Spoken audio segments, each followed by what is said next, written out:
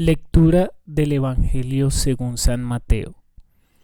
En aquel tiempo, los fariseos, al oír que Jesús había hecho callar a los saduceos, formaron grupo, y uno de ellos, que era experto en la ley, le preguntó para ponerlo a prueba: Maestro, ¿cuál es el mandamiento principal de la ley?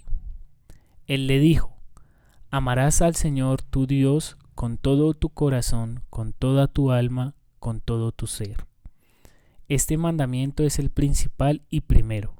El segundo es semejante a él: amarás a tu prójimo como a ti mismo. Estos dos mandamientos sostienen la ley entera y los profetas.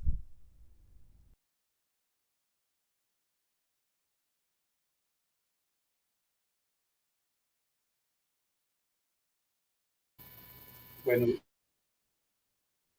les decía que aquí encontramos lo principal, pero que hay que mirar con detalle las palabras de Jesús, del Maestro. Y cuando se lee en el texto el mandamiento principal, el primero, es interesante descubrir que en el lenguaje, en el idioma griego, el mandamiento primero no aparece como una norma que yo debo cumplir, sino un movimiento que me conduce a. Hace un cambio fundamental, porque nosotros solemos entender el mandamiento como una orden, una norma que está allí escrita y que yo debo cumplirla, como que nosotros seguimos un reglamento. Y resulta que la vida cristiana y la vida espiritual, en general para todo ser humano, no puede ser el cumplimiento de reglamentos religiosos. Cuando nosotros todavía entendemos nuestra fe como un cumplimiento de reglamentos religiosos, aún no estamos en el camino de una espiritualidad integral. No estamos. Somos personas que nos sometemos a reglamentos. Y de allí que muchos se preguntan si realmente tal cosa o cual cosa es o no pecado. ¿Qué dice el reglamento? Casi que le pregunta al sacerdote continuamente. Si yo hago esto o aquello, ¿eso es pecado? ¿Qué dicen las leyes de Dios? ¿En dónde está escrito que diga que sí es pecado, que no es pecado, que esto es lo que debo hacer y que esto no lo puedo hacer? Movido por las normas, quiere decir que todavía nuestro camino es mental. No es un camino del espíritu. Todavía me guío por las leyes, por las normas, por los reglamentos. Y esto tiene unas consecuencias funestas para todo nuestro camino interior. Porque si bien es cierto que las normas, las leyes, nos pueden indicar por dónde debemos ir, de ninguna manera el camino espiritual, una espiritualidad integral a la que siempre nos referiremos, no depende del cumplimiento de normas, de un movimiento interior. Y vamos a mirar eso. Entonces será importante que continuamente revisemos qué nos está motivando, si es realmente el cumplimiento de normas, de reglamentos, incluso de compromisos. ¿Será pecado si yo no me siento en un día, se me pasó todo el día y no me senté? Y ahora estoy muy cansado y me voy a dormir y no me senté. ¿Será eso pecado? Y nuestra mente llegará a ese tipo de planteamientos, de preguntas. Pero nosotros en un camino de espiritualidad integral debemos ir más allá. Ese mandamiento, como les digo, no es una norma, no es un reglamento, sino que es un movimiento interior que me impulsa a algo. No me viene desde afuera, ni es un asunto mental. Proviene del espíritu. Que nosotros tenemos tres dimensiones hablando del ser humano: cuerpo, alma y espíritu. Los reglamentos, las normas, las leyes quedan en el alma, las memorizo, miro a ver si las cumplo y espero recompensa por ellas. En cambio, del espíritu viene el impulso de la voluntad de Dios. Yo me siento movido por la fuerza de Dios. Aquí ni siquiera me pregunto si está en una norma, si cumple un reglamento, en dónde está escrita esa ley. No me lo pregunto, sino que percibo la fuerza de Dios en mí. Y por eso me dejo llevar por ello. Dice, ¿cuál es el mandamiento principal? O sea, ¿cuál es el impulso y principal o primero? Y esto también tiene algo hermosísimo. Y es que como no es un reglamento, voy a pensar que hay una norma 1, norma 2, norma 3, o ley 1, ley 2, ley 3, o como nos aprendimos los mandamientos. ¿Cuál es el 1? ¿Cuál es el 2? ¿El 3? ¿El 5? ¿El 8? Aquí el mandamiento, el impulso principal, no se refiere al orden primero, segundo, tercero, sino al origen. Movimiento del origen, de la fuerza inicial de Dios. ¿Cuál es? Y en ese sentido, se trata de descubrir que el impulso principal es el amor, porque es la fuerza y el movimiento que vienen de Dios. No es un reglamento que yo memoricé y me toca cumplirlo, sino que es Dios impulsándome con la fuerza de su espíritu. Y dice además, y esto es de una gran belleza, y en esto el camino de una espiritualidad integral nos lleva a conocerlo mejor. Y es que dice, amarás al Señor tu Dios y amarás al prójimo como a ti mismo.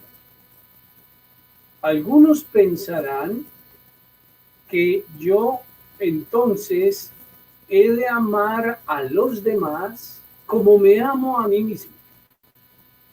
Si yo me tengo mucho amor, entonces con ese mismo amor debo amar a los demás. Eso es lo que normalmente se interpreta. Amo a Dios y amo al prójimo como me amo a mí.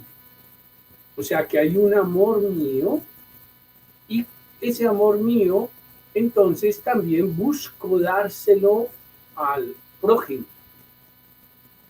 Esa lectura es la que se hace normalmente, pero no, realmente no es así. No es así. Aquí hay un secreto que los místicos descubrieron y que lo hace maravilloso.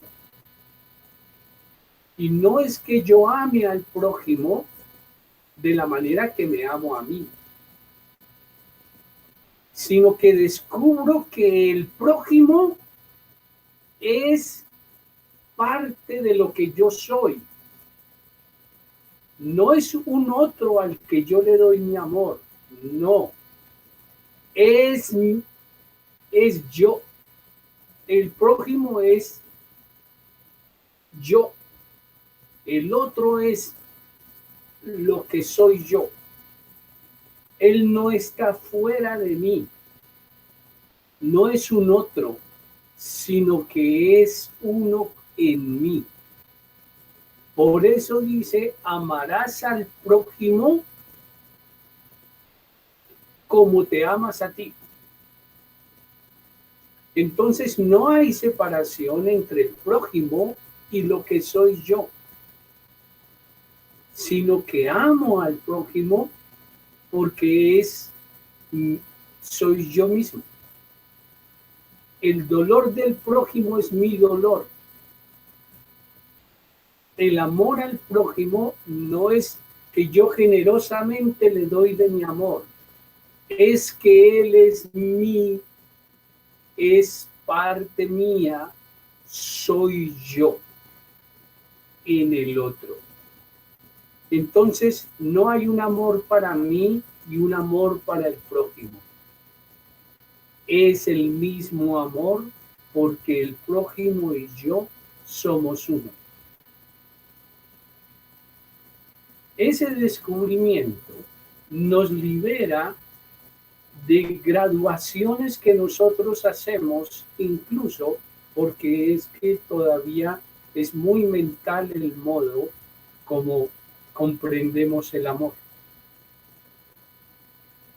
Y entonces yo a esta persona la quiero más, en cambio a esta la quiero menos y a esa no la quiero todavía.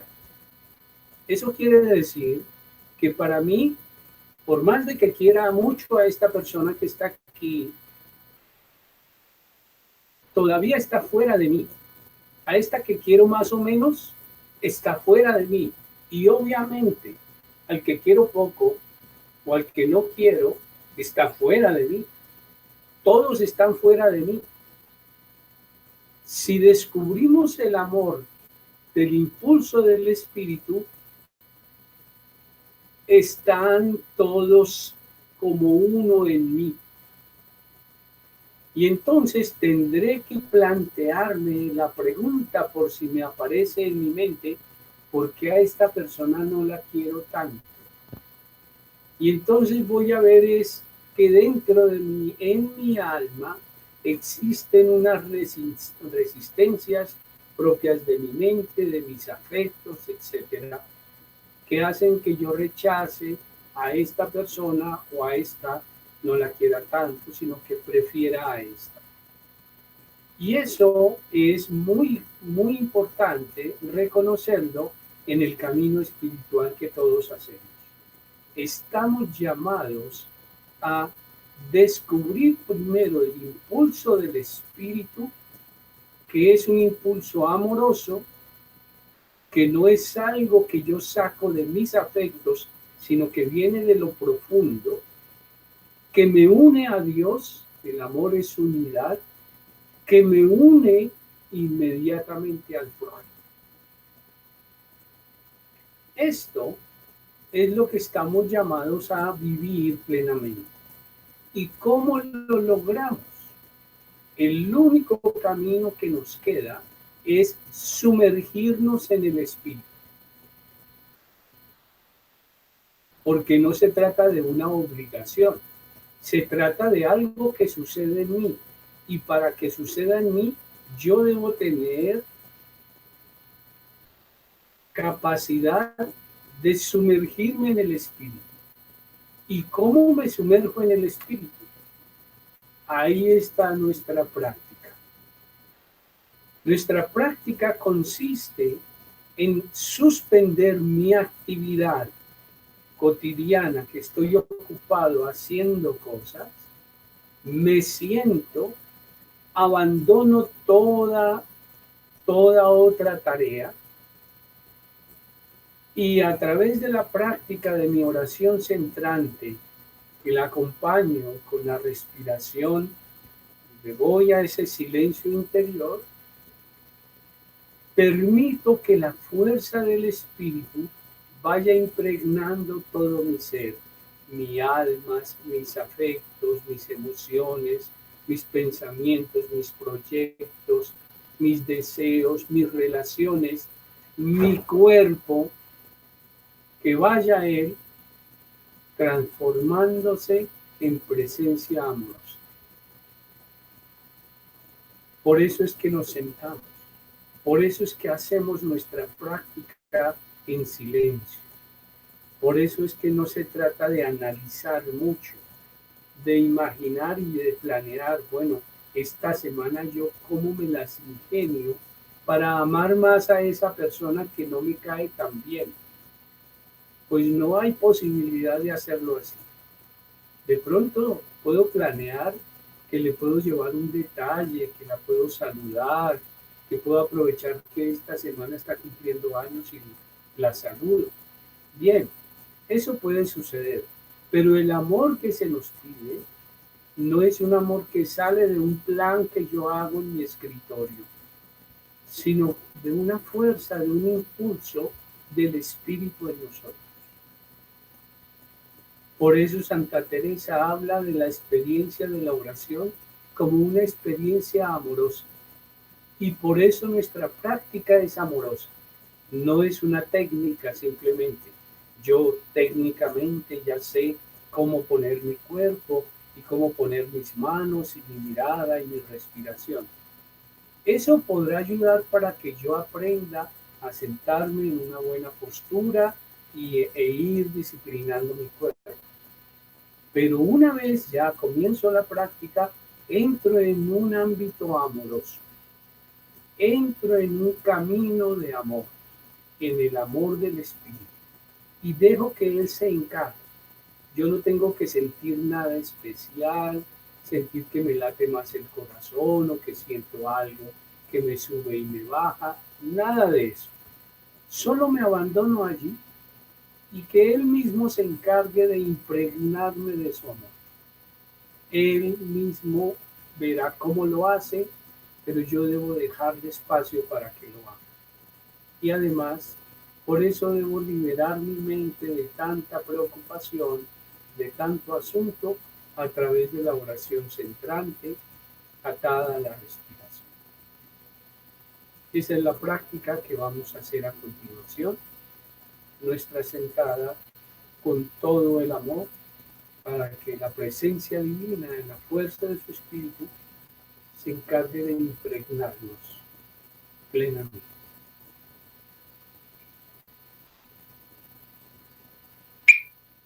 Sentado.